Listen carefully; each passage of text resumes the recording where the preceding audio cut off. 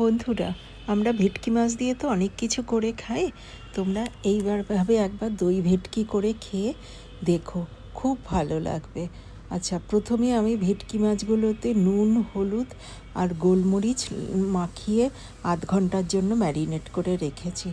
তারপর গোটা গরম মশলা, লবঙ্গ, দারচিনি, এলাচ, জিরে, তেজপাতা সব ফোড়ন দিলাম।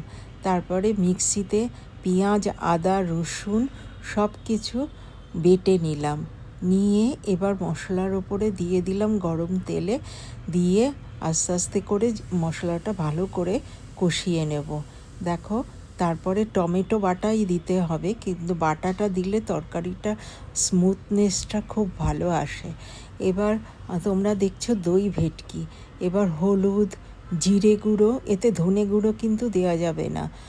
জিরে গুঁড়ো, হলুদ আর লঙ্কার গুঁড়ো, আমি একটু দেখাতে ভুলে গেছি, লঙ্কার গুঁড়ো, ঝাল লঙ্কার গুঁড়ো, তোমরা তোমাদের পরিমাণ মতো নুন ঝালটা করে খাবে, নুন ঝালটা দেবে। আচ্ছা, এবার খুব ভালো করে কষিয়ে দেবে। তারপর ওই মশলা মাখা গোলমরিচ, হলুদ জলটা মাছের সেইটা করে দিয়ে দেবে। তারপরে আর যাই করো, তোমরা কিন্তু গরম জল দেবে। আমি গরম জল করে নিয়েছি, ঈষদুষ্ণ গরম জল দেবে। গরম জল দিলে এতে স্বাদটা ভালো আসে। তারপর লবণ দিয়ে দিলাম। হ্যাঁ, লবণ দিয়ে দুটো কাঁচা লঙ্কা দিলাম। তোমরা ইচ্ছে করে দিতেও পারো, নাও দিতে পারো। আমি প্রত্যেকটা ভিডিওতেই বলি নুন ঝালটা তোমরা তোমাদের পছন্দ মতো দেবে। আচ্ছা, এবার কাজু বাদাম আর কিচমিচ সামান্য পরিমাণে নিলাম। নিয়ে তারপরে দিয়ে এবার ভিজিয়ে রেখেছিলাম, সেগুলোকে পেস্ট করে নেব। আচ্ছা, এবার মাছগুলো একে একে দিয়ে দিলাম। আমি গ্যাসের ফ্লেমটা কিন্তু অফ করে দিয়েছি।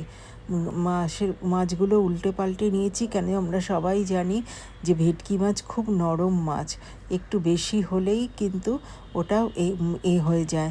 এবার ফেটিয়ে রাখা টক দইটা গ্যাস অফ করে দিয়ে দেবে। তারপরে কাজু কিচমিচ বাটাটাও দিয়ে দেবে। তারপরে ওপর দিয়ে একটুখানি কটা কিচমিচ দেবে, চিনির বদলে, যেটা ব্যালেন্সের জন্য এটা কিচমিচ দেবে। খেতে কিন্তু দুর্দান্ত লাগবে, দুর্দান্ত। তোমরা একবার হলেও করে খেয়ে আমায় জানাবে, খুব সুন্দর লাগে। দই ভেটকি তো আমরা অনেকেই খেয়েছি, দই কাতলা, এই দই কাতলা তো আমরা অনেকেই খেয়েছি। এবার এইভাবে একবার তোমরা দই ভেটকি খেয়ে দেখো, সত্যি অপূর্ব লাগে।